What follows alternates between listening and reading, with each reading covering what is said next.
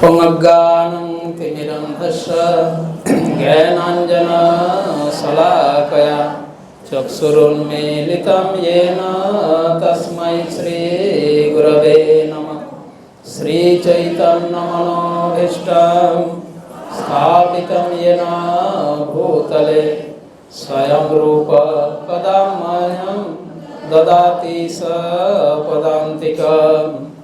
वन्देऽहं श्रीगुरो श्रीयुतपदकमलं श्रीगुरुन् वैष्णवांश्च श्रीरूपं साग्रजातं सहगणा रघुनाथान्वितं तं सजीवं स्वाद्वैतं सावधूतं परिजनसहितं कृष्णचैतन्यदेवं श्री राधा कृष्ण पादान् सहगणललिता श्री विशाखान्वितांश्च नमो विष्णुपदाय कृष्णपृष्ठाय भूतले श्रीमते भक्तिवेदान्त स्वामिनिति नामिने।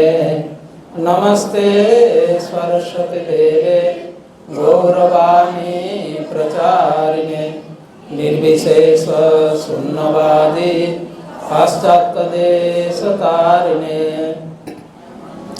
हे कृष्ण करुणा सिंधु दीनबंधो जगत्पते गोपेश गोपिकाकांत राधाकांत नमस्तुते। तप्त कांचन गौरांगी राधे वृंदावनेश्वरी वृषभानुसुते देवी प्रणमामि हरिप्रिये।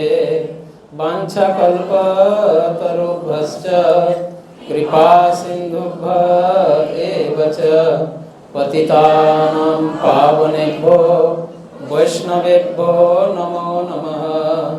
जय श्री कृष्ण चैतन्य प्रभु नित्यानंद श्री अद्वैत गदाधर श्रीवासादि गौर भक्त वृंद।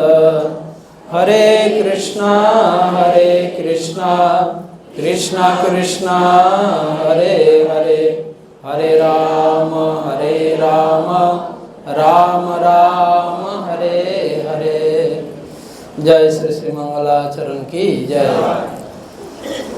तो आपनारा सकलेई भगवान चैतन्य महाप्रभुर चिन्मय धाम नदिया निवासी ना अन्य जिला थेके एखाने उपस्थित हয়েছেন আছেন। কতজন নদিয়া থেকে নদিয়ার থেকে আছেন? অধিকাংশ। তো আপনারা মহাপ্রভুর দিব্য ধামের ধামবাসী, তো আপনাদের আশীর্বাদ আমার অত্যন্ত দরকার। আপনাদের আশীর্বাদ হলে আমি গুরু কৃষ্ণের ভগবানের সেবায় আমি আরো ভালো করে সেবা করতে পারবো। এই জন্য আপনারা সকলে আমাকে আশীর্বাদ করবেন। তো আজকের এই অনুষ্ঠানের আপনাদের কেমন লাগছে? এটা প্রথম অনুষ্ঠান না প্রতি বছর? এটা কত বছর ধরে হচ্ছে প্রভু? কত বছর ধরে এই অনুষ্ঠান হচ্ছে? 12 বছর ধরে, এক যুগ। হ্যাঁ, খুব ভালো। ভগবান চৈতন্য মহাপ্রভু বিশেষ কৃপা আপনারা সকলে লাভ করছেন এবং সেই কৃপা সম্পূর্ণ বিশ্বে সেই কৃপা সকলে যাতে পেতে পারে তার জন্য আপনারা তাতে সহযোগিতাও করছেন। নিজেরা কৃপা লাভ করার সঙ্গে সঙ্গে অন্যকে ভগবানের সেই কৃপা লাভ করার সুযোগ আপনারা করে দিচ্ছেন। তো সেই জন্য আপনাদের এই সহযোগের এই এইভাবে যে আপনারা সহযোগিতা করছেন, তো তার জন্য প্রভুগণ, মন্দিরের ভক্তরা সামান্যতম আপনাদেরকে একটু অ্যাপ্রিসিয়েট, মানে আপনাদেরকে একটু অ্যাপ্রিসিয়েটের বাংলা কি, হ্যাঁ, উৎসাহ বা আপনাদেরকে আর একটু উৎসাহিত করার জন্য এই অনুষ্ঠান রাখা হয়েছে। শ্রীমদ্ ভাগবতের সপ্তম স্কন্ধে নারদ মুনি সপ্তম স্কন্ধের 14 অধ্যায়ে নারদ মুনি আদর্শ গৃহস্থ জীবনের কর্তব্য কর্ম সম্বন্ধে উপদেশ দিচ্ছেন যুধিষ্ঠির মহারাজকে। তা আপনাদের মধ্যে কতজন 16 মালা জপ করেন? অনেকে, বেশিরভাগ। কতজন দীক্ষিত হয়েছেন? অনেক দীক্ষিত ভক্ত রয়েছেন। তো দেবর্ষি নারদ মুনি খুব সুন্দর উপদেশ দিয়েছেন যুধিষ্ঠির মহারাজকে, এবং যুধিষ্ঠির মহারাজের মাধ্যমে মানব সমাজকে এই শিক্ষা দিয়েছেন। শ্রীমদ্ ভাগবতে তার বর্ণনা করা হয়েছে। যুধিষ্ঠির মহারাজ নারদ মুনিকে জিজ্ঞাসা করছেন যে যারা পারিবারিক জীবন যাপন করছেন সেই সমস্ত ব্যক্তিদের কি কর্তব্য, কিভাবে যারা পারিবারিক জীবনে রয়েছেন তারা পারিবারিক জীবনে থেকে বৈদিক শাস্ত্রের, বেদ শাস্ত্রের নির্দেশ অনুসারে সরলতা পূর্বক সহজে তারা জীবনের লক্ষ্য প্রাপ্ত করে সংসার বন্ধন থেকে মুক্ত হতে পারে, তার জন্য কি উপায় রয়েছে, এটি যুধিষ্ঠির মহারাজ নারদ মুনিকে জিজ্ঞাসা করছেন। এর পূর্বে নারদ মুনি যুধিষ্ঠির মহারাজকে 3টি আশ্রমের ব্যক্তিদের কর্তব্য কর্ম সম্বন্ধে বর্ণনা করেছেন।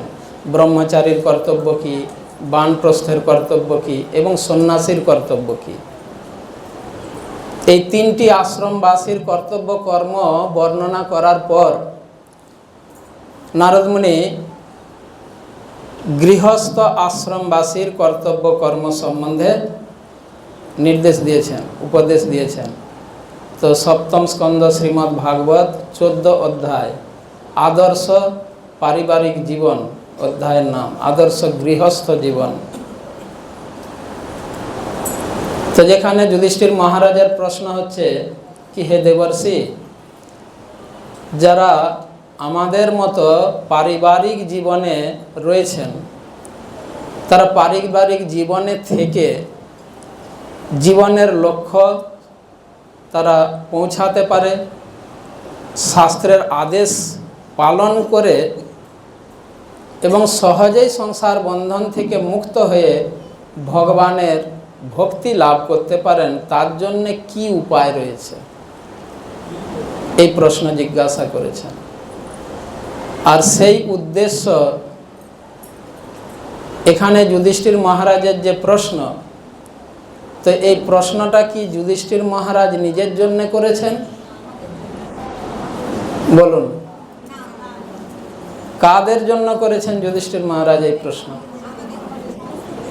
এই সমাজে, মানব সমাজে আমাদের যারা পারিবারিক জীবনে, যারা পারিবারিক জীবন যাপন করছেন তাদের পক্ষ হয়ে যুধিষ্ঠির মহারাজ এটি প্রশ্ন করেছেন। এখন নারদ মুনি এই একটি প্রশ্নের উত্তরে সম্পূর্ণ অধ্যায় বর্ণনা করেছেন। সপ্তম স্কন্ধের 14 অধ্যায়, যেখানে নারদ মুনি পারিবারিক জীবনে যারা রয়েছেন তাদের কর্তব্য কর্ম সম্বন্ধে উপদেশ দিয়েছেন। তো সেখান থেকে আমি কিছু যে নারদ মুনির উপদেশ, সেই উপদেশ থেকে আমরা কিছু কথা শ্রবণ করব। তো প্রথমে নারদ মুনি বলছেন, গৃহেষু অবস্থিত রাজন ক্রিয়া কুর্বণ যথোচিতা বাসুদেবার্পণম সাক্ষাৎ উপাসিত মহামুনিম। এটি নারদ মুনির প্রথম উপদেশ নির্দেশ। কাদের জন্য? যারা পারিবারিক জীবনে রয়েছেন। পারিবারিক জীবনে কারা রয়েছেন? আমি, প্রভু, না আপনারা? তাহলে এখন নারদ মুনি যে নির্দেশ, তার যে কথা, যেটি শ্রীমদ্ ভাগবতে সুখদেব গোস্বামী পরীক্ষিত মহারাজকে যে ভাগবত শোনাচ্ছেন, এই কথাটা বর্ণনা করছেন সুখদেব গোস্বামী, যে নারদ মুনি এবং যুধিষ্ঠির মহারাজের সঙ্গে যে কথোপকথন, সেই বিষয়টি বর্ণনা করছেন। তো এখন আমরা যে কথা শুনতে যাচ্ছি সেটা না আমার বিষয়ে, না প্রভুর বিষয়ে, না যারা এই মন্দিরে থাকছেন তাদের বিষয়ে। কাদের বিষয়ে? আপনাদের সকলের বিষয়ে। নারদ মুনি বলছেন, গৃহেষু অবস্থিত, যারা ঘরে থাকছেন। আমরাও ঘরে থাকি, আমরা এমন নয় যে গাছের তলায় থাকি। এখানে ঘরে, যে গৃহেষু অবস্থিত, ঘরে যারা থাকছেন, এখানে ঘরে থাকার অর্থ যারা পরিবারের সঙ্গে থাকছেন, পারিবারিক জীবনে যারা রয়েছেন। গৃহেষু অবস্থিত রাজন, হে মহারাজ যুধিষ্ঠির, যারা পারিবারিক জীবনে রয়েছেন তাদের প্রথম কর্তব্য, নারদ মুনি বলছেন, গৃহেষু অবস্থিত রাজন ক্রিয়া কুর্বণ যথোচিতা, তাদের যথাযোগ্য, যথারূপ, যথাযথ ক্রিয়া কর্মের অনুষ্ঠান করা উচিত। ক্রিয়া কুর্বণ যথোচিতা। এখন আমাদের একটা কথা বুঝতে হবে যে পারিবারিক জীবনে যারা রয়েছেন তাদের জীবনশৈলী, জীবনযাত্রা, জীবন নির্বাহ করার যে রীতি, তারা সবাই কি একই রকম? না। যারা পরিবারের সঙ্গে থাকেন সমাজে, তাদের কি সকলকে গৃহস্থ বলা হয়? হ্যাঁ, পরিবারের সঙ্গে যারা থাকেন তাদের আমরা গৃহস্থ বলি। তারা কি সকলে গৃহস্থ? সকলে গৃহস্থ নয়। তাহলে তারা কিছু গৃহস্থ, বাকিরা কি? তারা গৃহমেধী। তো এখানে নারদ মুনি বলছেন, গৃহেষু অবস্থিত রাজন ক্রিয়া কুর্বণ যথোচিতা, যারা যথাযোগ্য কর্মের অনুষ্ঠান না করেন তারা কিন্তু গৃহস্থ বলে বিবেচিত হন না। তারা যদিও পরিবারের সঙ্গে রয়েছেন, পারিবারিক জীবনে রয়েছেন, কিন্তু তারা গৃহস্থ বলে পরিচিত হন না। তাদেরকে গৃহস্থ বলা যাবে না। কাদেরকে? তাদের সকলকে। তো কাদেরকে বলা যাবে? যারা যথাযোগ্য কর্মের অনুষ্ঠান করে পারিবারিক জীবনে। পারিবারিক জীবন গৃহস্থ জীবন। শাস্ত্রে গৃহস্থের জীবনকে, গৃহস্থের ঘরকে আশ্রমও বলা হয়েছে। আশ্রম শব্দের অর্থ হচ্ছে আশ্রিত রয়েছেন যিনি, যেখানে আশ্রয়ে থাকা হয়। কার আশ্রয়ে? ভগবানের আশ্রয়ে। সেটাকে বলা হয় আশ্রম। ব্রহ্মচারী কাকে আশ্রয় করে থাকেন? ভগবানকে, গুরু কৃষ্ণকে। ভগবানকে আশ্রয়, ভগবানের আশ্রয়ে থাকেন। সেই জন্যে ব্রহ্মচারী যেখানে থাকেন তাকে বলা হচ্ছে ব্রহ্মচারী আশ্রম। গৃহস্থ যদি ভগবানের আশ্রয়ে থাকেন তখন তাকে বলা হবে গৃহস্থ। বানপ্রস্থ, বানপ্রস্থ আশ্রমে যারা রয়েছেন তারা যদি ভগবানের আশ্রয়ে আছেন তখন তাকে বলা হয় বানপ্রস্থ আশ্রম। তো সেরকম সন্ন্যাস আশ্রম। তো গৃহস্থ আশ্রম। কিন্তু গৃহমেধী কাদের বলা হচ্ছে? যারা, তো গৃহস্থের জীবনের যে বৈশিষ্ট্য নারদমুনি বর্ণনা করছেন, তার জীবনের কেন্দ্র হবে ভগবান। ক্রিয়া কুর্বন যথোচিতা বাসুদেবার্পণম সাক্ষাৎ। সে তার সমস্ত কর্ম বাসুদেব শ্রীকৃষ্ণের প্রসন্নতার জন্য, তার সন্তুষ্টির জন্য সে সমস্ত কার্য করবে। তখন এটাকে বলা হচ্ছে ক্রিয়া কুর্বন যথোচিতা, যথাযোগ্য কর্মের অনুষ্ঠান। তার অর্থ হচ্ছে যে পারিবারিক জীবনে রয়েছেন, যদি তিনি তার সমস্ত কর্মের উদ্দেশ্য হবে ভগবানের প্রসন্নতা বিধান, সেই উদ্দেশ্যে যখন তিনি কর্ম করবেন, তার কর্মটাকে বলা হচ্ছে যথোচিতা, যথাযোগ্য কর্ম। আর এই রকম যথাযোগ্য কর্মের অনুষ্ঠান যারা করছেন, যাদের জীবনের কেন্দ্র হচ্ছে কেবলমাত্র ভগবানকে প্রসন্ন করা, তখন তাকে বলা হচ্ছে গৃহস্থ। আর যদি কারো জীবনের কেন্দ্র কেবল ইন্দ্রিয় তৃপ্তি এবং শরীর কেন্দ্রিক, দেহ কেন্দ্রিক, এবং যারা জীবনের লক্ষ্য সম্বন্ধে সম্পূর্ণ অজ্ঞাত, যাদের জীবনের উদ্দেশ্য কেবলমাত্র যত বেশি করে শারীরিক সুখ সুবিধা লাভ করা যায় তার প্রয়াস করা, তখন তার জীবনটাকে বলা হচ্ছে গৃহমেধী জীবন। শাস্ত্রে গৃহমেধীর জীবনকে অন্ধকুয়ার সঙ্গে তুলনা করা হয়েছে। অন্ধকূপ, গৃহান্ধকূপম। গৃহমেধীর জীবন অন্ধকুয়ার মতো। অন্ধকুয়া মানে এমন একটি কুয়া যেখানে জল নাই। জলবিহীন কুয়াকে বলা হয় অন্ধকুয়া। তো খুব সুন্দর উদাহরণ শাস্ত্রে এটা দেওয়া হয়েছে। যদি কোনো ব্যক্তি এই সংসারে অন্ধকুয়ায় পতিত হন, পড়ে যায়, তার কি অবস্থা হয় বলুন? হ্যাঁ, উঠতে পারবে না। কারণটা কি? কেন উঠতে পারবেন না? যদি কেউ জলবিহীন কুয়ায় পতিত হন, এখানে তার দুটা বিপদের আশঙ্কা। একটা বিপদ হচ্ছে সে আহত, এমন অবস্থায় আহত হবে, জল থাকলে চোট কম লাগবে, প্রথম বিপদ তো এলো। যদি জল না থাকে, কুয়ার মধ্যে পড়ে, কুয়ার দেওয়ালে ঠক্কর খেয়ে কি হবে? আহত হবে, হাত ভাঙতে পারে, পা ভাঙতে পারে, গর্দান ভাঙতে পারে, যায় মাথা ফাটতে পারে। একটা বিপদ তো এটার আশঙ্কা। দ্বিতীয় যেটা সব থেকে বড় বিপদ, অন্ধকুয়ায় যদি পতিত হয়, মানে জলবিহীন কুয়ায় যদি কেউ পড়ে যায়, তাহলে তার বাইরে আসার চান্স না থাকে বললেই চলে। কারণ কি? যেই কুয়াতে জল নাই, সেই কুয়ার আশেপাশে কেউ আসা যাওয়া করে না।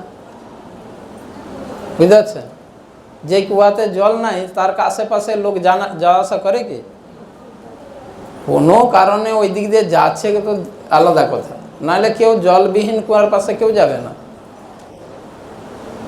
যেই কুয়াতে জল থাকে, সেই কুয়ার আশেপাশে লোক জল নেওয়ার জন্য যাবে, করার জন্য যাবে।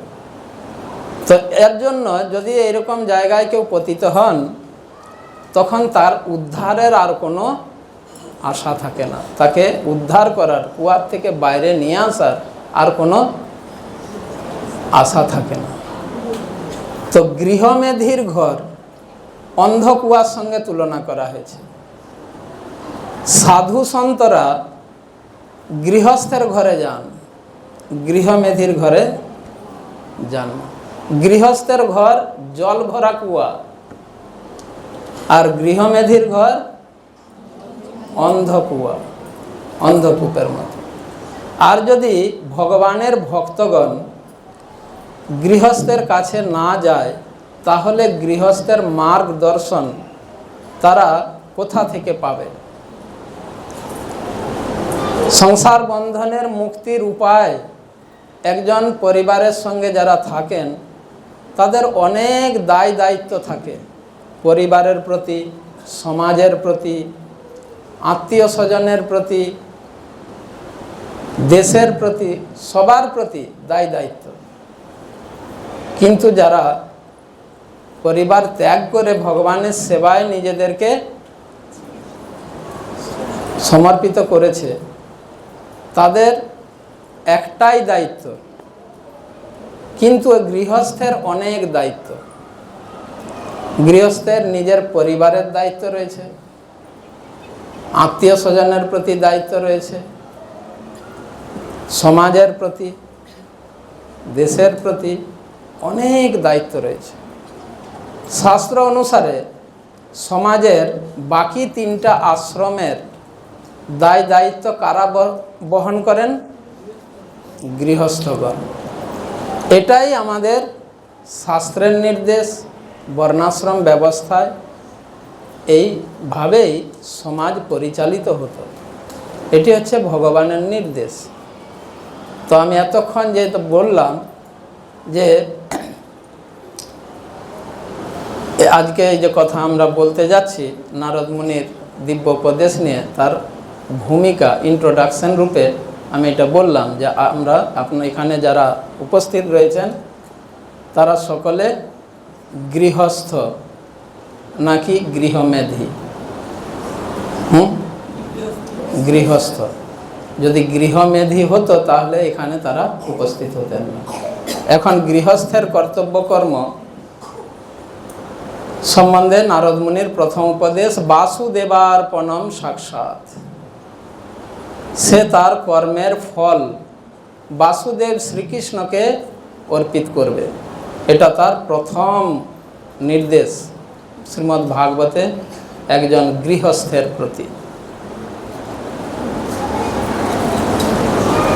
গৃহস্থের তো বাসুদেবার্পণম সাক্ষাৎ, বাসুদেব শ্রীকৃষ্ণকে তার উদ্দেশ্যে কর্ম করতে হবে, তার প্রসন্নতার জন্য, এবং কর্মের ফল বাসুদেব শ্রীকৃষ্ণকে অর্পিত করতে হবে।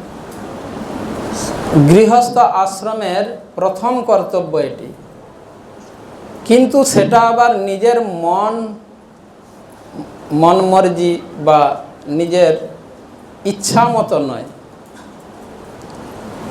এই যে কর্মের ফল ভগবানকে অর্পিত করা, এটা কিন্তু নিজের ইচ্ছা মতো করলে হবে না। নারদ মুনি বলছেন উপাসিত মহামুনি। মহামুনিম শব্দের অর্থ হচ্ছে ভগবানের মহান ভক্তের নির্দেশে, ভগবানের মহান ভক্তের নির্দেশে, গাইডেন্সে এই কার্যটি করতে হবে। কোন কার্য? নিজের কর্মের ফল বাসুদেব শ্রীকৃষ্ণকে অর্পণ করা। ভগবান শ্রীকৃষ্ণকে কর্মের ফল অর্পণ করা, এটা নিজের ইচ্ছা মতো করলে হবে না। উপাসিত মহামুনি, ভগবানের মহান ভক্তের নির্দেশনাতে, তার গাইডেন্সে, তার নির্দেশ অনুসারে সেটি করতে হবে। অনেক সময় গৃহস্থ এই কার্য করেন, আপনারা সকলেই করছেন, কিন্তু তারপরেও আমরা অনেক সময় আমার নিজের ইচ্ছা মতো এই কার্যটা করি। শ্রীমদ্ ভাগবত গীতাতে ভগবান বলছেন আমাদের কি করা উচিত, কি করা উচিত নয়, এটা আমরা কিভাবে নির্ধারণ করব, কিভাবে নির্ণয় নিব, কিভাবে করা উচিত, কি করা উচিত, নিজের বিচার বুদ্ধি দিয়ে না কিভাবে, এই নির্ণয়টা কিভাবে নেওয়া যাবে, সেই সম্বন্ধে শাস্ত্র, গীতা, ভাগবত, পুরাণ, সেখানে কি বলা হয়েছে? ভাগবত গীতাতে বলা হয়েছে 16 অধ্যায়, তস্মাৎ শাস্ত্র প্রমাণন্তে কার্য অকার্য বিধানত। তো এই সম্বন্ধে শাস্ত্রই একমাত্র প্রমাণ। বৈদিক শাস্ত্র একমাত্র প্রমাণ। শাস্ত্রের নির্দেশ অনুসারে আমাদের কি করা উচিত, কি করা উচিত নয়, সেটা আমাদের নির্ণয় করতে হবে, নিজের ইচ্ছা মতো নয়। আর যদি কেউ নিজের ইচ্ছা মতো করবে, তাহলে ভগবদ্গীতায় কি বলা হয়েছে তার পরবর্তী শ্লোক, যে শ্লোকটা বললাম 23, পরবর্তী 16 অধ্যায় 23, তার পরবর্তী 24 নম্বর শ্লোকে ভগবান বলছেন, যদি কেউ নিজের ইচ্ছা মতো এই কার্য করে, কোন কার্য? কর্মের ফল ভগবানকে দিচ্ছে, কিন্তু শাস্ত্রের নিয়ম অনুসারে নয়। কিভাবে? নিজের ইচ্ছা মতো, যখন মন করছে, যেখানে মন করছে, যাকে মন করছে দিচ্ছে। তাহলে কি হবে? আমি আমার কথা বলছি না, শাস্ত্রের কথাই বলছি। তো ভাগবতে নারদ মুনি বললেন তার প্রথম কর্তব্য বাসুদেবকে, তার কর্মের ফল বাসুদেবকে অর্পণ করা, তাই তো? এরপর সেই অর্পণ করা কার্যটা কিভাবে করা উচিত সেই সম্বন্ধে নারদ মুনি বললেন। কিভাবে? ভগবানের মহান ভক্তের নির্দেশ অনুসারে। শিল প্রভুপাদ, আমাদের পূর্ব আচার্যগণ, গোস্বামীগণ, ভগবান স্বয়ং চৈতন্য মহাপ্রভু, পূর্ব আচার্যগণ, ভক্তিবিনোদ ঠাকুর, গোস্বামীগণ বা স্বয়ং ভগবান চৈতন্য মহাপ্রভু, তারা তাদের নির্দেশ অনুসারে, নাকি আমাদের নিজের মনের ইচ্ছা মতো, এটা খুব ভালোভাবে নারদ মুনি স্পষ্টভাবে বলছেন। উপাসিত মহামুনি, ভগবানের মহান ভক্তের নির্দেশনায়। তো যদি আমরা এটা ইচ্ছা মতো, নিজের মনের ইচ্ছা মতো করি, আমি ভাবব যে আমি ভগবান, আমার কর্মের ফল আমি ভগবানের সেবায় ভগবানকে দিয়েছি, এবং সেই কার্যটা যখন আমার মন করছে তখন দিয়েছি, যখন যাকে মন করেছে, যেখানে মন করেছে দিচ্ছি। তো এইরকম ব্যক্তি ভাবছে আমি তো ভগবানকে অর্পণ করছি, কিন্তু তার সেই অর্পণ কার্যটা যথাযোগ্য হলো কি? নারদ মুনি যে বললেন, যথাযোগ্য হলো না। ভগবান কৃষ্ণ যে বলেছেন সেই অনুসারে হলো কি? হলো না। নারদ মুনি যেভাবে বলেছেন হলো কি? হলো না। এরপর অন্যদের কথা আমি দেখব, ভক্তিবিনোদ ঠাকুর কি বলেছেন, চৈতন্য মহাপ্রভু কি বলেছেন, গোস্বামীরা কি বলেছেন এই কাজটা ব্যাপারে, কিভাবে করতে হবে, একটা একটা করে আমি সংক্ষেপে বলব। তখন আমরা বুঝতে পারবো যে না, এটা কত বড় একটা ভুল হবে যদি আমরা মনের নিজের ইচ্ছা মতো কাজটা তো করছি, কিন্তু আমরা সঠিকভাবে যদি না করি, তাহলে আমাদের সেই কার্যের যে ফল, যেটা পূর্ণ ফল থেকে আমরা যে বঞ্চিত হব, তখন সেটা আমরা বুঝে উঠতে পারব। তো গীতাতে বলা হয়েছে যদি নিজের মনের ইচ্ছা মতো এই কাজ করা হয় তাহলে কি হবে? 16 অধ্যায়ের 24 নম্বর শ্লোক, ইয়ে শাস্ত্রবিধি মুৎসৃজ্য বর্ততে কাম কারত ন সিদ্ধিম অবাপ্নোতি ন সুখম ন পরঙ্গতি। ইয়ে শাস্ত্রবিধি মুৎসৃজ্য, যিনি শাস্ত্রের বিধি নিয়ম, এই যে ভাগবতে নির্দেশ দেয়া হলো, নারদ মুনি নির্দেশ দিলেন, তো যে ব্যক্তি শাস্ত্রের এই নির্দেশ অনুসারে কার্য যদি না করে, যদি সে ভালো কার্যই করছে, শাস্ত্রের নির্দেশই পালন করছে, কিন্তু শাস্ত্রের নির্দেশ অনুসারে করছে না, তখন কি হবে? ন সিদ্ধিম অবাপ্নতি, সে সফলতা লাভ করবে না। ন সুখম, না সে সুখ লাভ করবে, না পরাঙ্গতি, না সে পরম গতি লাভ করতে পারবে। তখন সেটা একটা জাস্ট পুণ্য কর্ম হয়ে দাঁড়াবে, সেটার ভক্তি কার্য থাকবে না। তখন সেটা একটা জাস্ট কেবলমাত্র পুণ্যকর্ম হয়ে দাঁড়াবে, যদি আমরা মনের নিজের ইচ্ছা মতোই কার্যটা করব। কিন্তু যদি আমরা ভগবানের নির্দেশ অনুসারে, ভগবানের মহান ভক্তের নির্দেশ অনুসারে, শাস্ত্রের এই নির্দেশটা যদি আমরা পালন করি, তাহলে আমরা এই যে ভগবানের ভক্তির এই যে ফল, ভগবানের প্রসন্ন, ভগবান তখন প্রসন্ন হবেন, তখন আমরা ভগবানের প্রেম ভক্তি লাভ করতে সক্ষম হব, যার ফলে আমরা এই সংসার বন্ধন থেকে মুক্ত হতে পারব। সাধারণত তার মানে এতক্ষণ পর্যন্ত আমি যেটা বললাম বা নারদ মুনি যেটি বললেন, সেটি হচ্ছে গৃহস্থের অনেক কর্তব্য কর্মের মধ্যে সর্বপ্রথম এবং সবথেকে গুরুত্বপূর্ণ কর্তব্য হচ্ছে দান করা। সোজা কথায় যদি বলি, তার কর্মের ফল কি করতে হবে? ভগবানের সেবায় নিয়োজিত করতে হবে। ভগবান চৈতন্য মহাপ্রভু যখন প্রকট ছিলেন এই জগতে, ওনার একজন প্রিয় ভক্ত শ্রীধর, কলা বেচা শ্রীধরও বলা হয়। কে কে জানেন শ্রীধরের সম্বন্ধে? হাত উঠান। কে কে শ্রীধরের কথা শুনেছেন? অনেক কম ভক্ত শুনেছেন। শ্রীধর ভগবান চৈতন্য মহাপ্রভুর এক অত্যন্ত প্রিয় ভক্ত ছিলেন এবং তিনি অত্যন্ত দরিদ্র ছিলেন। তার মাধ্যমে ভগবান গৌরাঙ্গ মহাপ্রভু সমাজকে শিক্ষা দিয়েছেন কি একজন গৃহস্থকে কেমনভাবে জীবনযাপন করা উচিত। শ্রীধর কিভাবে জীবনযাপন করতেন? তিনি কি করতেন? চাকরি করতেন? কি করতেন? তো একজন ব্যবসায়ী ছিল, তাই তো? তার কি ব্যবসা ছিল? কলা, মার্কেটে কলা বেচত।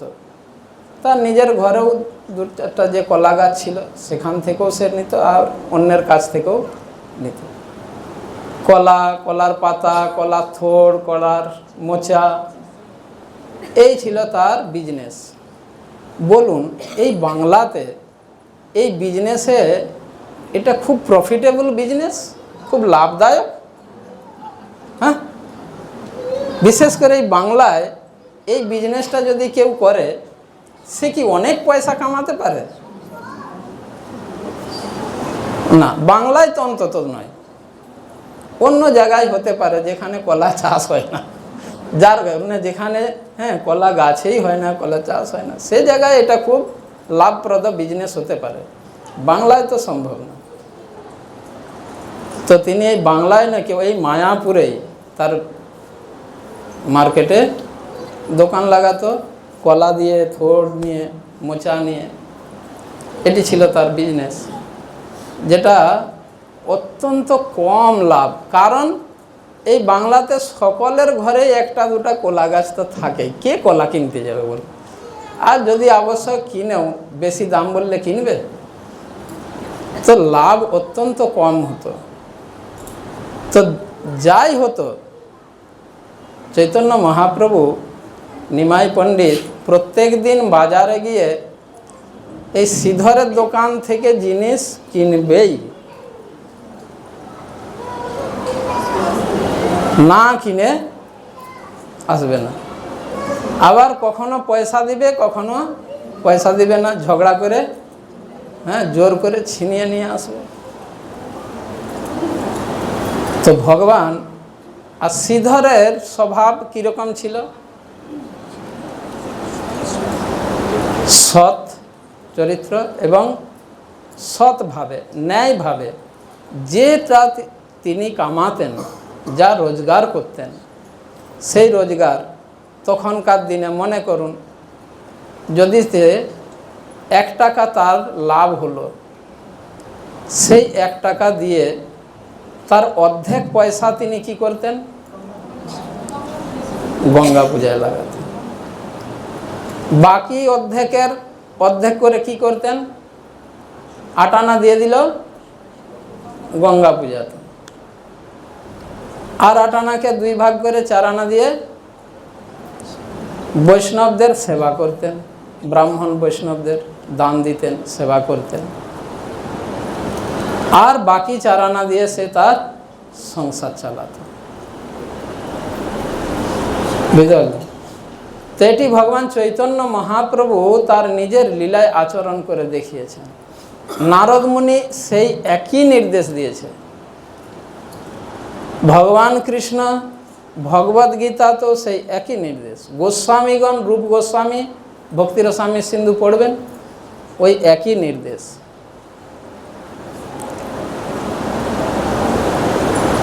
তার জন্য শিল প্রভুপাদ আমাদের পরিস্থিতিটা জানেন, এই জন্য উনি এতটা তো বলেননি, কিন্তু উনি বলেছেন প্রভুপাদ মিনিমাম 10%। প্রভুপাদ তার একটি লেটারে স্পষ্ট, কয়েকটি লেটারে উল্লেখ করেছেন, গৃহস্থকে মিনিমাম তার 10%, তার আয়ের 10% শ্রীকৃষ্ণের সেবার জন্য তাকে নিয়োজিত করা উচিত। যদি সে করে তাহলে কি হবে? ভগবান তার লীলার মাধ্যমে দেখিয়েছেন, আচার্যগণ, ভগবান সেই আচার্যদের মাধ্যমে, লীলার মাধ্যমে সমাজকে শিক্ষা দিয়েছেন। এই শ্রীধরের কথা যে আমরা বললাম, তো শ্রীধর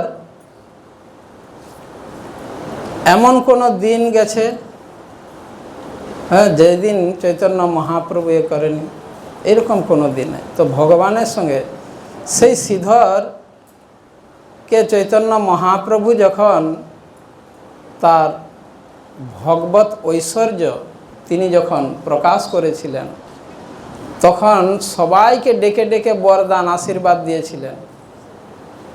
যখন শ্রীধরকে দেখতে পাচ্ছে না, তখন বললেন শ্রীবাস পণ্ডিত, শ্রীধর কোথায়?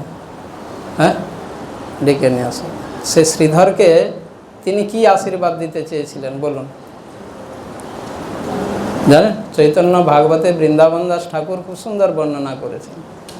তো শ্রীধরকে বলছেন, ভগবান গৌরাঙ্গ মহাপ্রভু বলছেন, শ্রীধর তুমি ইচ্ছা মতো বর মাগো। ততক্ষণে শ্রীধর তো জানতে পেরে গেছে কে যে আমার সঙ্গে ঝগড়া করতো, জোর করে ছিনিয়ে নিয়ে যেত। এই সময় তখন তো তিনি নিমাই পণ্ডিত নামে প্রসিদ্ধ ছিলেন। পরে যখন তিনি সন্ন্যাস গ্রহণ করলেন এবং তার ভগবত লীলা এক সময় ভক্তদের মাঝে তিনি তার ভগবত ঐশ্বর্য যখন প্রকাশ করেছিলেন, তখনের এই লীলা এটি। তো শ্রীধর তখন জানতে পেরে গেছে। শ্রীধর বলছেন, প্রভু আপনি এতদিন তো আমাকে ঠকিয়েছেন, আজকে আর ঠকাতে পারবেন না। হ্যাঁ, সেই 1 পয়সা 2 পয়সার জন্যে কত বার্গেনিং করতো শ্রীধর, এ দিবে না আর এ ছাড়বে না। আজকে সেই মহাপ্রভু বলছেন, তুমি কি চাও বলো, তোমাকে একটা ব্রহ্মার পদ দিয়ে দেবো, বলো, পুরো ব্রহ্মাণ্ডের মালিক, স্বর্গের রাজা ইন্দ্র হতে চাও? এক এক করে কি চাও তুমি বলো, যা চাইবে তোমাকে আমি তাই দেব। কিন্তু শ্রীধর কি বলছেন?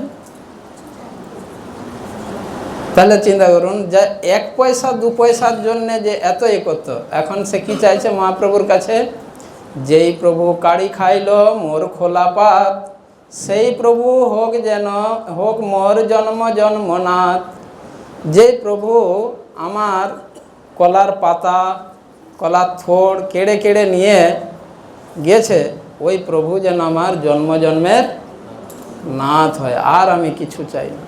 অষ্টসিদ্ধি দিতে চেয়েছিল শ্রীধরকে, ভুক্তি মুক্তি সিদ্ধি সব যা চাইবে দিতে চেয়েছিল, কিন্তু শ্রীধর কোনোটাই স্বীকার করেননি, কারণ এই সবগুলা অনিত্য। তো আমার বলা তাৎপর্য, যদি গৃহস্থ শাস্ত্র অনুসারে এই কর্মের অনুসার যে কর্তব্য, এটি কর্তব্য কর্ম গৃহস্থের, বিষ্ণু বৈষ্ণবের সেবা, এটা যদি যথাযোগ্যভাবে সঠিকভাবে না করা হয় তাহলে কি হবে, আমরা এই ভুক্তি মুক্তি সিদ্ধি লাভের অধিকারী তো হয়ে যাব, কিন্তু কখনো ভক্তির অধিকারী হতে পারবো না। আর সমস্ত শাস্ত্রে ভক্তিকে সর্বশ্রেষ্ঠ বলে বর্ণনা করা হয়েছে। ভক্তির কাছে ভুক্তি মুক্তি সিদ্ধি এগুলা সব তুচ্ছ, কোনো দাম নেই। কারণ এগুলার মাধ্যমে কি হবে, এগুলা যদি কেউ স্বীকার করে, আমরা গ্রহণ করি, তাহলে আমরা এই সংসার বন্ধনের মধ্যেই আবদ্ধ থাকবো, সংসার বন্ধন থেকে আমরা মুক্ত হতে পারবো না। ভক্তির মাধ্যমেই কেবল আমরা সংসার বন্ধন থেকে মুক্ত হতে পারি। তো সেই জন্য এই যে গৃহস্থের একটা দায়িত্ব, তিনটি বর্ণের পালন ভার এবং মনুষ্য জীবনের কর্তব্য হিসাবে ভগবানের সেবা।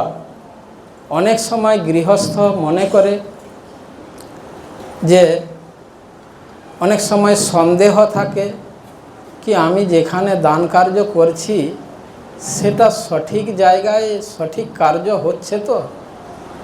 অনেক সময় হওয়া স্বাভাবিক, গৃহস্থকে রক্ত জল করে তারা পরিশ্রম করে উপার্জন করে, এরকম চিন্তা হওয়াটা স্বাভাবিক। তো সেই জন্য বিশেষ করে যারা গৃহস্থ গৃহস্থ ভক্ত, তাদের এই বিষয়ে বিষয়টা বুঝা এবং স্পষ্টীকরণ হওয়া উচিত, স্পষ্ট ধারণা তাদের থাকা উচিত। সংসারে তিন রকমভাবে দান কার্য হয়, গৃহস্থের কর্তব্য এটা। তা না হলে গৃহস্থ আশ্রম গৃহস্থ থেকেও সে গৃহমেধির জীবনেই তার সেই শ্রেণীতেই সে পরিগণিত হবে। তো তিন রকমে দান কার্য শাস্ত্রে বর্ণনা হয়েছে। দান কার্য যে হয় সেটা তিনভাবে: দান, দক্ষিণা, সহযোগ। কিন্তু অজ্ঞানতার জন্য সাধারণ লোক মনে করে তিনটা একই জিনিস। এই বিষয়ে স্পষ্ট জ্ঞান, স্পষ্ট ধারণা হওয়া উচিত। না হলে আপনি নারদ মুনির নির্দেশ, চৈতন্য মহাপ্রভুর নির্দেশ, প্রভুপাদের নির্দেশ, গোস্বামীর নির্দেশ, পূর্বাচার্যের নির্দেশ আপনি সঠিকভাবে পালন করতে পারবেন না। এটা জানা, এই বিষয়ে স্পষ্ট ধারণা হওয়া অত্যন্ত আবশ্যক। তো যে দান কার্য হয় সংসারে সেটা তিন রকমভাবে হয়। কি বললাম? দান, দক্ষিণা, সহযোগ। এই প্রত্যেকটা আবার প্রকৃতির তিন গুণ অনুসারে তিন রকমভাবে হবে। দান তিন রকম হবে, সত্যগুণী, রজগুণী, তমগুণী।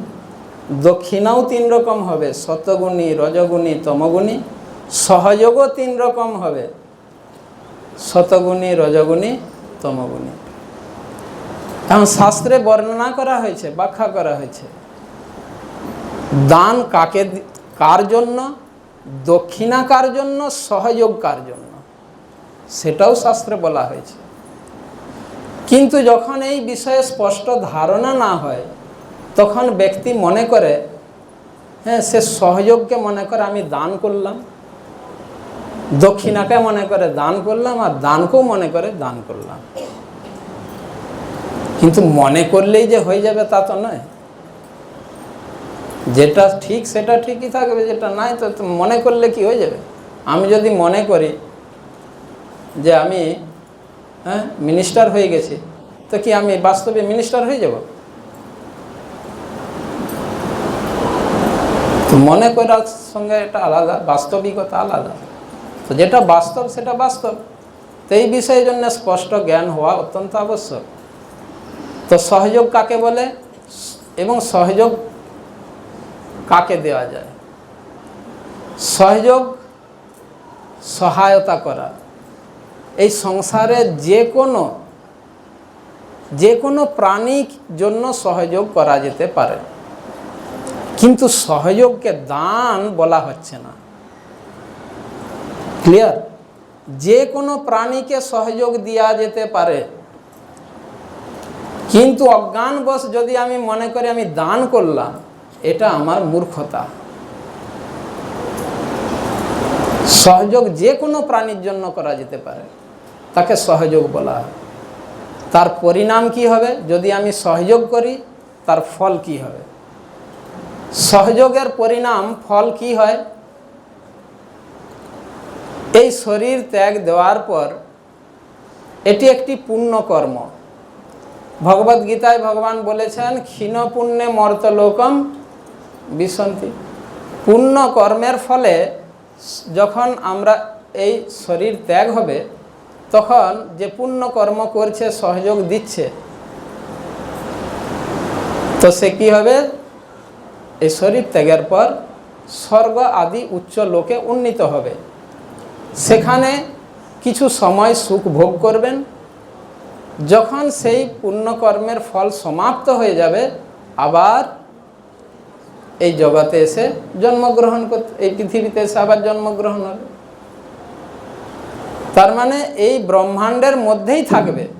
এমন নয় যে পুণ্যকর্ম সহযোগ করলে সে জন্ম, মৃত্যু, জরা, ব্যাধি থেকে মুক্ত হয়ে যাবে, না। এটি হচ্ছে সহযোগের পরিণাম, ফল। আর সহযোগ কার জন্য করা যায়? সকলের জন্য করতে পারে।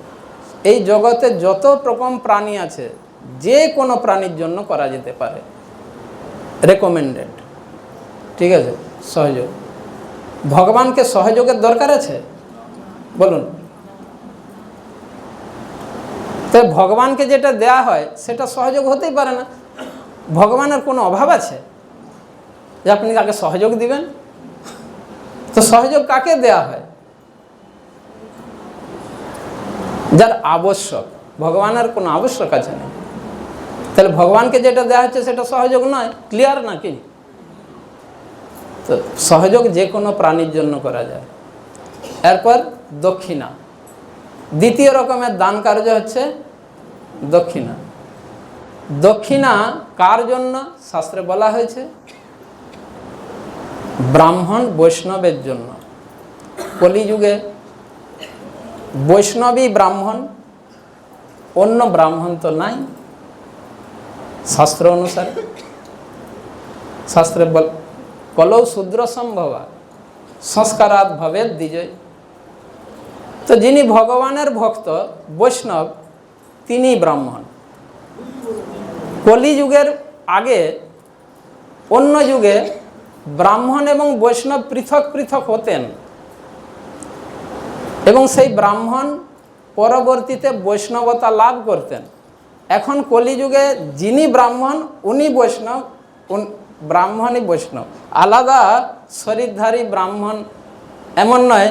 যদি ও ব্রাহ্মণ হয়েছে মানে ও বৈষ্ণব ছাড়া ব্রাহ্মণ হতে পারবে না এই কলিযুগে।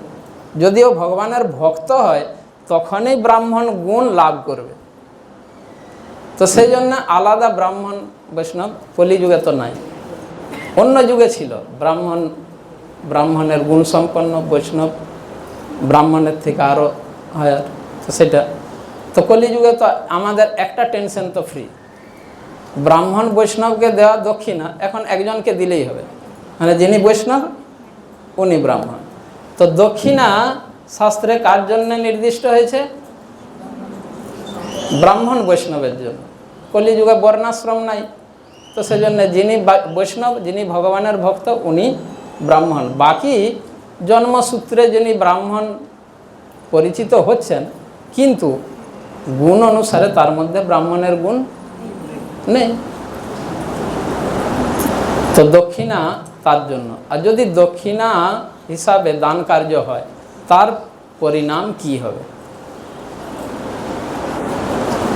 তার পরিণাম কি হবে? দক্ষিণা কাকে দেয়া হচ্ছে? ব্রাহ্মণ বৈষ্ণব, বৈষ্ণবকে ভগবানের ভক্তকে, ভগবানের ভক্ত বৈষ্ণব তিনি যা কিছু করেন ভগবানের সেবার জন্যই করবেন। তো আলটিমেটলি সর্বোপরি বৈষ্ণবকে যে দক্ষিণা দেওয়া হয় তিনি সেটা ভগবানের সেবাতেই লাগান। আবার তিনি যদি গৃহত্যাগী বৈষ্ণব হন তাহলে তার কোনো প্রশ্নই আসে না। গৃহত্যাগী বৈষ্ণবকে যদি আপনি দক্ষিণা দেন, সেই দক্ষিণাটা সে কি করবে? নিজের কাজে লাগাবে কি? বিশেষ করে কৃষ্ণ ভাবনামীর সঙ্গে ভক্তরা যদি সে নিজের সেবাতেও লাগে, তিনি ভগবানের ভক্তি সেবা কার্য করছেন, প্রচার করছেন, যদি নিজের কাজটা কি?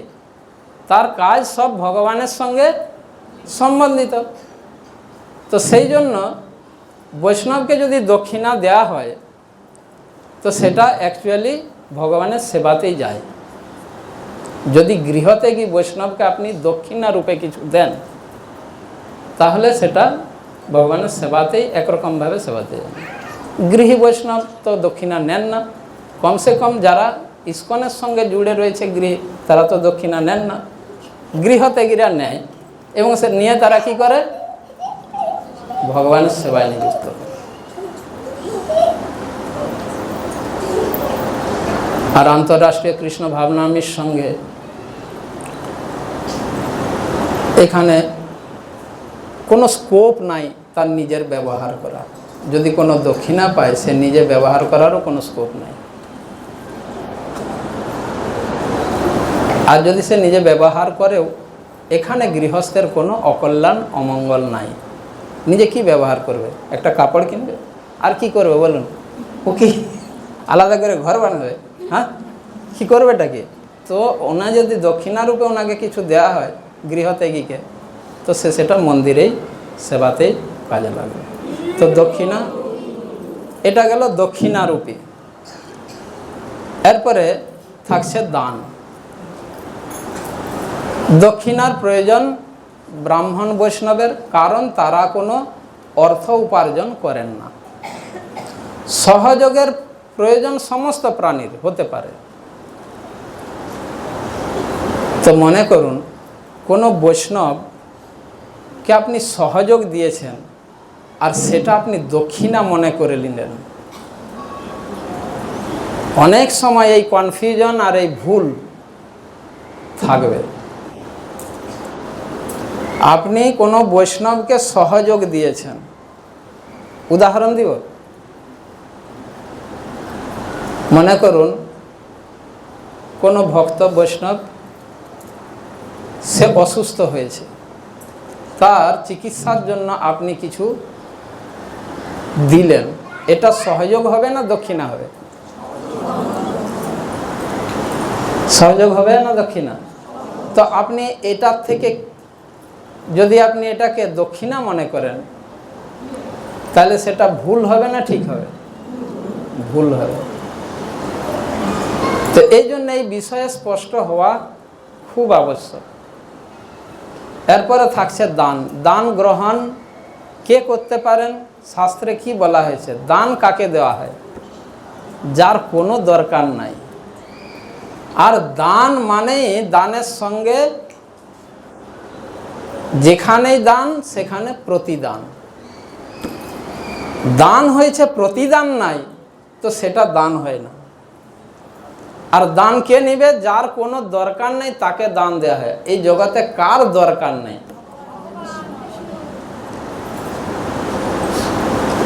এমন কে আছেন যার কোনো কিছু দরকার নেই? সব কিছু তার কাছে আছে।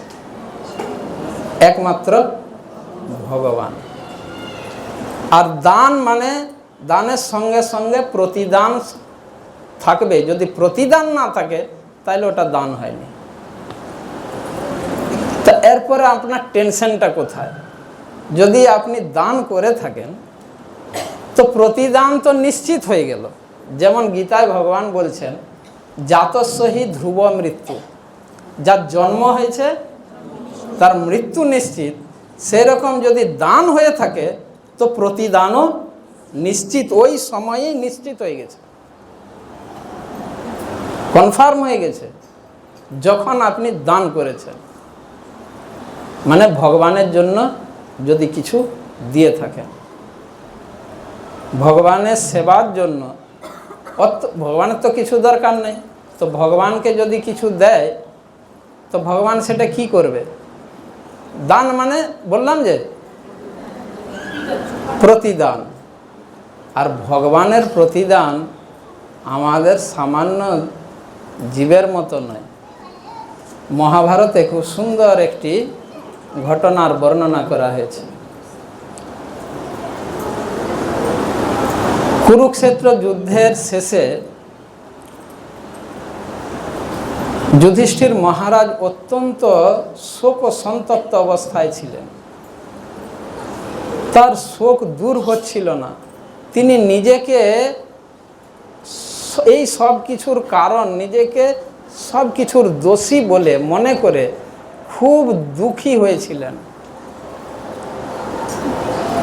ভাগবতমে অতটা বিস্তৃতভাবে বর্ণন নেই, মহাভারতে বিস্তৃতভাবে বর্ণন রয়েছে।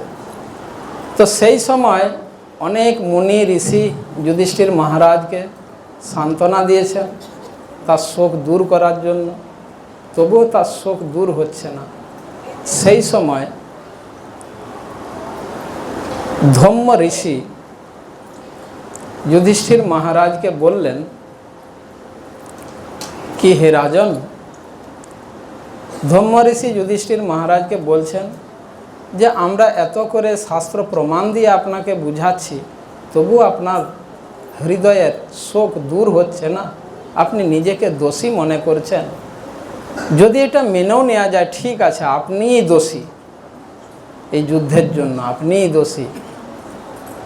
তো বাসুদেব যে স্বয়ং ভগবান, বাসুদেব কৃষ্ণ, তো তুমি তোমার সমস্ত কর্ম বাসুদেবকে অর্পণ করে দাও। ও তো তোমাদের মিত্র, ভগবান, তোমরা ওনার অত্যন্ত প্রিয় ভক্ত। তো তুমি তাদের নিজের সব কর্মের ফল বাসুদেব শ্রীকৃষ্ণকে অর্পিত করে দাও, তো তুমি শোক থেকে মুক্ত হয়ে যাবে এবং তোমার এই যে হৃদয়ে যে দুঃখ, যে তোমার জন্য এটা হয়েছে, এটা তো দূর হয়ে যাবে। তখন ভীম ধম্ম ঋষিকে বলছেন কি, হে মুনিশ্রেষ্ঠ, আমার বড় ভাই এত মূর্খ নয়, বুঝলেন? ভীম ধম্ম ঋষিকে বলছেন যে আমার জ্যেষ্ঠ ভ্রাতা এই বড় ভাই এতটা মূর্খ নয়, উনি জানে কৃষ্ণকে কি দিতে হয় আর কি দিতে হয় না, এটা ও ভালোভাবে জানে। আমার বড় ভাই, আমার জ্যেষ্ঠ ভ্রাতা যা কিছু ভালো সব বাসুদেবকে দিয়ে দিবে, কিন্তু যদি আমার বড় ভাই মনে করে এটা আমার খারাপ হয়েছে, আমি এটা খারাপ করেছি, কোনো খারাপ জিনিস ও বাসুদেবকে কখনো দিবে না। আমার জ্যেষ্ঠ ভ্রাতা এখন মনে করছে আমি দোষেই এটা সব হয়েছে, সব হত্যা হলো, এ হলো, তো নিজের দোষে কখনো বাসুদেবকে দেবে না। আমার পাপ কর্মের জন্য এই যে উনি চিন্তা করে শোক সন্তপ্ত হয়েছেন, তখন ধম্ম ঋষি যখন বলেছিলেন যে আপনি এটা বাসুদেবকে দিয়ে দিন, সব কর্মের ফল, আপনি মুক্ত হয়ে যাবেন। ভীম বলছেন না, এই কাজ কখনো করবে না, কারণ আমার জ্যেষ্ঠ ভ্রাতা ভালোভাবে জানে বাসুদেবকে যা কিছু দেয়া হবে সেটা করোড় গুণা, করোড় গুণ, লাখ করোড় গুণ বেশি হয়ে তার কাছে প্রতিদান হয়ে ফিরে আসবে। তো যদি আমরা কিছু ভালো কিছু দিই, তাহলে লাখ করোড় গুণ ভালো আমাদের কাছে ফিরে আসবে। আর যদি খারাপ কিছু দিই, লাখ করোড় গুণ খারাপটাও আমাদের কাছে তো সংসারের লোক মনে করে হ্যাঁ পাপ পুণ্য সব নিয়ে নাও ভগবান, না, যত পুণ্য আছে দিয়ে দাও, কোনো অসুবিধা নেই, কিন্তু পাপ ভগবানকে দিলে ওই ফল, পাপের ফলও আপনাকে ফিরে আসবে, মনে করেন না। খুব সুন্দর মহাভারতে বর্ণনা হয়েছে। তো ভীম বলছেন না আমার বড় ভাই এটা না। তার মানে শাস্ত্রের এই ঘটনা, এই বর্ণনা থেকে আমাদের শিক্ষা দেওয়া হয়েছে ন্যায়, সৎ, ধার্মিক উপায়ে আমাদের উপার্জন করা এবং সেই উপার্জনের ভগবানকে, সেই উপার্জনের কমসে কম কিছু অংশ, আমাদের আচার্য মিনিমাম 10% বলছেন। তারপরেও প্রভুপাদ আরও বলেছেন প্রত্যেক ব্যক্তির তার ব্যক্তিগত পরিস্থিতি অনুসারে, কিন্তু এটা কম্পালসারি করতেই হবে, ভগবানকে দিতেই হবে। এটা দিতে ভগবানকে দান করতেই হবে। আপনি দক্ষিণা দিন না দিন, সহযোগ করুন না করুন, কোনো নাই, কম্পালসারি নাই, বুঝলেন? দানের জন্য শাস্ত্রে কম্পালসারি দেওয়া হয়েছে, এটা কম্পালসারি, বাংলা কি বলে কম্পালসারি? অনিবার্য, আবশ্যক, অনিবার্য, এটা করতেই হবে। স্পেসিফিক্যালি গৃহস্থকে, বিশেষ করে গৃহস্থকে। আপনার যদি সামর্থ্য থাকে তারপর আপনি দক্ষিণাও দিন, সহযোগও দিন, যদি আপনার সামর্থ্য থাকে। কিন্তু সামর্থ্য যদি নাও থাকে, শ্রীধর 1 টাকা কামিয়ে 8 আনা দিত, বুঝতে পারলেন? তো সেইখানে আমার সামর্থ্য অনুসারে যতটা দান কার্য অনিবার্য গৃহস্থের জন্য, গৃহস্থের প্রথম কর্তব্য করবেন নারদ মুনির এটা নির্দেশ। বাকি আপনার সামর্থ্য অনুসারে আপনি দক্ষিণা দেন, সামর্থ্য অনুসারে সহযোগ করতে পারলে করুন, না করলেও কোনো নাই। কিন্তু দান যদি না করে তাহলে সে গৃহস্থের কর্তব্য থেকে বিচ্যুত হয়ে যাচ্ছে, তখন সে আশ্রমের যোগ্য থাকছেন না। এইভাবে যে নারদ মুনি যুধিষ্ঠির মহারাজের কথোপকথন, সম্পূর্ণ অধ্যায় থেকে আমি একটা শ্লোক বললাম, ওটাও সংক্ষেপে বললাম। বাসুদেবার প্রণম সাক্ষাৎ উপাসিত মহামুনি। সম্পূর্ণ অধ্যায় গৃহস্থের কর্তব্য কর্মের নির্দেশ দেওয়া হয়েছে। সেই জন্য শিল ভক্তিবিনোদ ঠাকুর বলেছেন যে একজন গৃহস্থ সে কীভাবে জীবনযাপন করবে। চৈতন্য মহাপ্রভু নিজের জীবনে তার লীলার মাধ্যমে, তার ভক্তের মাধ্যমে তিনি সমাজকে শিক্ষা দিয়েছেন। এক সময় চৈতন্য মহাপ্রভু জগদানন্দ পণ্ডিতের গৃহে গিয়েছিলেন অতিথি রূপে। জগদানন্দ পণ্ডিত চৈতন্য মহাপ্রভুর একজন প্রিয় পার্ষদ, প্রিয় ভক্ত। জগদানন্দ পণ্ডিতের কথা কে কে শুনেছেন? কোথায় ঘর জগদানন্দ পণ্ডিতের? ঘর কোথায়? নীলাচল পুরী ধাম। আপনাদের মধ্যে কে কে পুরী ধাম গিয়েছেন? জগদানন্দ পণ্ডিতের ঘর কে কে গিয়েছেন? জাননি। তারপরে যখন পুরী যাবেন জগদানন্দ পণ্ডিতের ঘরে যাবেন। কোথায়? পশ্চিম দ্বার দিয়ে টোটা গোপীনাথের যে রাস্তা, ওই রাস্তায় যখন পায়ে হেঁটে যাবেন, বেশি দূর না, কাউকে জিজ্ঞাসা করবেন জগদানন্দ পণ্ডিতের ঘর কোথায়, দেখে দেবে। যাবেন তো? নেক্সট টাইম যখন পুরী যাবেন দর্শন করবেন। জগদানন্দ পণ্ডিতের ঘরে চৈতন্য মহাপ্রভু এখন এসেছিলেন। তো জগদানন্দ পণ্ডিত চৈতন্য মহাপ্রভুর সেবা করেছেন, তার চৈতন্য মহাপ্রভু তার সেবায় অত্যন্ত সন্তুষ্ট হয়েছেন, প্রসন্ন হয়েছেন। তখন জগদানন্দ পণ্ডিতকে চৈতন্য মহাপ্রভু তার সেবায় প্রসন্ন হয়ে সন্তুষ্ট হয়ে তখন জগদানন্দ পণ্ডিত চৈতন্য মহাপ্রভুকে জিজ্ঞাসা করেছেন কি প্রভু, যেমন যুধিষ্ঠির মহারাজ নারদ মুনিকে জিজ্ঞাসা করেছেন কি এক গৃহস্থের কি করণীয়, কি কর্তব্য, যাতে, কারণ গৃহস্থ শাস্ত্র পড়ার টাইম কোথায়, এত বিস্তৃত বৈদিক সাহিত্য পড়ে বুঝে শিখে সেই অনুসারে কাজ করা গৃহস্থের টাইম আছে? ব্রহ্মচারী তার কোনো কাজ নাই, শাস্ত্র অধ্যয়ন করো, ভগবানের প্রচার করো, আর কি কাজ? কিন্তু গৃহস্থেরও নানা রকম দায়িত্ব।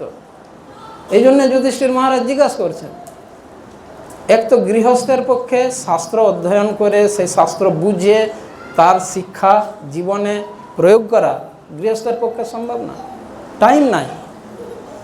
তাহলে সেই এক গৃহস্থের পক্ষে সংসার বন্ধন থেকে মুক্তির উপায়টা কি? সেম একই প্রশ্ন জিজ্ঞাসা করছেন জগদানন্দ পণ্ডিত চৈতন্য মহাপ্রভুকে। এই একই প্রশ্ন। প্রেম বিবর্ত একটি পুস্তক রয়েছে জগদানন্দ পণ্ডিতের লেখা, খুব সুন্দর, বাংলাতেও মনে হয় পাওয়া যায়, কিনা পাওয়া যায়, তো আপনারা চাইলে নিয়ে যাবেন, পড়বেন। জগদানন্দ পণ্ডিত, খুব সুন্দর শিক্ষণীয় বিষয় রয়েছে প্রেম বিবর্ত। তো জগদানন্দ পণ্ডিত চৈতন্য মহাপ্রভুকে জিজ্ঞাসা করছেন কি প্রভু, বৈষ্ণবের করণীয় কি, কি কর্তব্য?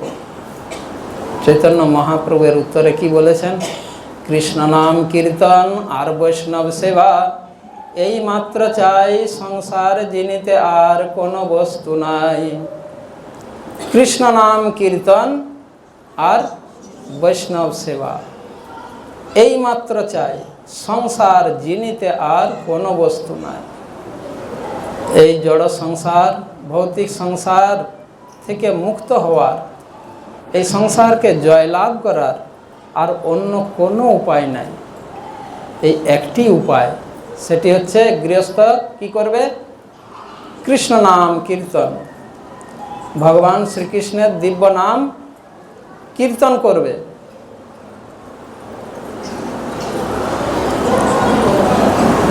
এই কীর্তন সম্বন্ধে চৈতন্য মহাপ্রভু কি বলেছেন, কিভাবে কীর্তন করবে? 5-7 মিলি নিজ দ্বারেতে বসিয়া, কীর্তন কর সবে হাতে তালি দিয়া। আর যদি এইভাবে কীর্তন করে, এমন নয় যে মৃদঙ্গ লাগবে, করতাল লাগবে, ভক্ত লাগবে, মন্দির থেকে ভক্ত না আসলে আমার ঘরে কীর্তন কি করে হবে? না, 5-7 মিলি নিজ দ্বারেতে বসিয়া, নিজের ঘরে বসে আপনার ঘরে যে যে সদস্য রয়েছেন তারা মিলে 5-7 মিলি নিজ দ্বারেতে বসিয়া কীর্তন কর সবে। হরে কৃষ্ণ হরে কৃষ্ণ কৃষ্ণ কৃষ্ণ হরে হরে, হরে রাম হরে রাম রাম রাম হরে হরে। এই নির্দেশ মহাপ্রভু। 2 মিনিট আমি ফিনিশে মুখে। তো কীর্তন করো সবে হাতে তালি দিয়া। আর যদি এটা করা হয় তাহলে আমাদের আচার্য ভক্তিবিনোদ ঠাকুর কি বলছেন? যেদিন গৃহে ভজন দেখি, গৃহেতে গোলক ভাই। তো আপনার ঘর আর সেটি ঘর থাকবে না, কি হবে? গোলক বৃন্দাবনে পরিণত হবে। তো কে কে চান নিজের ঘরকে গোলকে পরিণত করতে? তো এই উপায় আমাদের আচার্য ভগবান এই উপায় দিয়েছেন। তো কৃষ্ণ নাম কীর্তন আর বৈষ্ণব সেবা। বৈষ্ণব সেবা এর অর্থ হচ্ছে বৈষ্ণবের বাণী সেবা এবং বৈষ্ণবের বপু সেবা। বৈষ্ণবের বাণী সেবা তিনি যে নির্দেশ দিচ্ছেন সেই তার বাণী, তার নির্দেশের সেবা করা। তার নির্দেশ জানে কি, তার মানে কি, নারদ মুনি বৈষ্ণব, তো নারদ মুনির সেবা করতে চান, নারদ মুনির কৃপা লাভ করতে চান, তার নারদ মুনির নির্দেশটা কি? কর্মের ফল বাসুদেবকে অর্পণ করো। কিভাবে? তার ভগবানের মহান ভক্তের নির্দেশ অনুসারে। শিল প্রভুপাদ বৈষ্ণব কিনা, তো প্রভুপাদের নির্দেশে সেবা করা। প্রভুপাদ কি নির্দেশ দিয়েছেন বলুন? সেটা তার প্রভুপাদ এটা বলেছেন, কিন্তু ব্যক্তিগত তার প্রভুপাদ বলেছেন করতেই হবে, অনিবার্য, সেটা তার পরিস্থিতি। প্রত্যেক ব্যক্তির ব্যক্তিগত পরিস্থিতি ভিন্ন ভিন্ন। মিনিমাম 10% এটা উনি বলেছেন যে করতে পারলে সব থেকে ভালো এই কলিযুগে। কিন্তু কেউ যদি 10% নাও করতে পারে, করতে তো হবে। 1% হোক, 2% হোক, 10% হোক, অনিবার্য। এটা প্রভুপাদের নির্দেশ। তো প্রভুপাদের সেবা যদি করতে চান, বৈষ্ণব সেবা, তাহলে এটা করতে হবে। কৃষ্ণ নাম কীর্তন আর বৈষ্ণব সেবা, এই মাত্র চাই। সংসার জেনিতে আর, তো গৃহস্থের জন্য সিম্পল ইনস্ট্রাকশন। হরে কৃষ্ণ। জয় শ্রীল প্রভুপাদ কি জয়। হরে কৃষ্ণ। হরে কৃষ্ণ কৃষ্ণ